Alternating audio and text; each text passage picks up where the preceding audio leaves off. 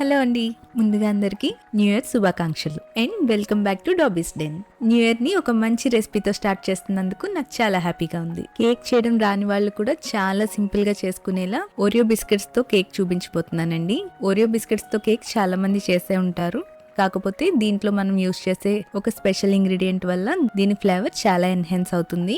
దీని టేస్ట్ అయితే చాలా చాలా చాలా బాగుందండి. మీరు కనుక చాక్లెట్ ఫ్లేవర్ ని ఇష్టపడే వాళ్ళైతే అస్సలు మిస్ అవ్వకండి. Trust me, this is too good. ఈసారి కేక్ చేసుకోవాలనుకున్నప్పుడు ఒకసారి ఇలా ట్రై చేసి చూడండి. ఆ వేడి వేడి కేక్ ని మెల్టెడ్ చాక్లెట్ తో తినడం అద్భుతంగా ఉంది. మీరు కూడా ఖచ్చితంగా ట్రై చేయండి. చాలా సింపుల్ గా అయిపోతుంది, అలాగే అందరికీ నచ్చుతుంది. ఇంకా వీడియోలోకి వెళ్ళిపోదాం రండి.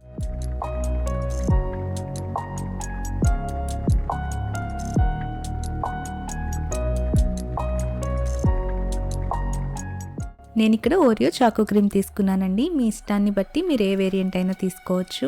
ఈ కేక్కి నేను 2 ప్యాకెట్స్ యూస్ చేస్తున్నాను. అంటే 22 బిస్కెట్స్ ఉన్నాయండి టోటల్.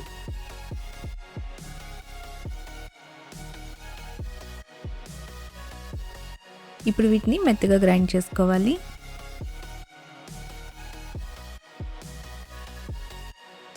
దీన్ని ఒక మిక్సింగ్ బౌల్లోకి ట్రాన్స్ఫర్ చేసుకోండి. ఇప్పుడు కాచి చల్లార్చిన పాలని కొద్ది కొద్దిగా వేసుకుంటూ మిక్స్ చేసుకోండి.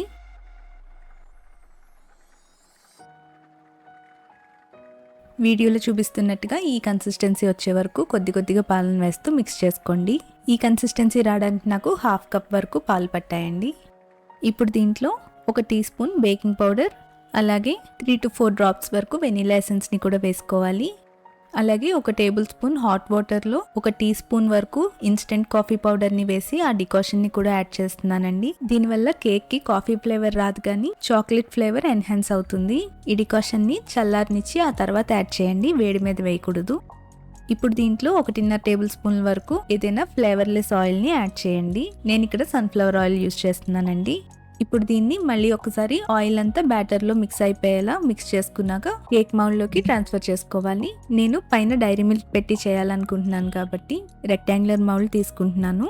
మీరు ఒకవేళ రౌండ్ తీసుకోవాలనుకుంటే ఈ క్వాంటిటీకి 6 ఇంచ్ మౌల్డ్ సరిపోతుంది. ఎయిర్ బబుల్స్ రిలీజ్ అవడం కోసం టూత్ పిక్ తో ఒకసారి ఇలా చేస్తున్నానండి. లేకపోతే మౌల్డ్ ని 2-3 సార్లు కౌంటర్ టాప్ మీద ట్యాప్ చేసినా సరిపోతుంది. స్టవ్ మీద చేయాలనుకుంటే వీడియోలో చూపిస్తున్నట్టుగా ఈ విధంగా సాల్ట్ గానీ ఇసుక గానీ వేసి దీని మీద చిన్న స్టాండ్ కూడా పెట్టి గ్యాప్ లేకుండా మూత పెట్టుకొని మీడియం ఫ్లేమ్ మీద 10 మినిట్స్ వరకు ప్రీహీట్ చేయండి. అదే అవెన్ లో చేస్తున్నట్టయితే 180 degrees దగ్గర 10 మినిట్స్ ప్రీహీట్ చేసుకోవాలి. ఒకవేళ మీరు స్టవ్ మీద చేయాలనుకుంటే కనుక మౌల్డ్ లేకపోయినా ఏదైనా స్టీల్ గిన్నె అయినా యూస్ చేయొచ్చు. ఇప్పుడు ఈ మౌల్డ్ ని అవెన్ లో పెట్టి 180 degrees దగ్గర 25 to 30 మినిట్స్ వరకు బేక్ చేసుకోవాలి.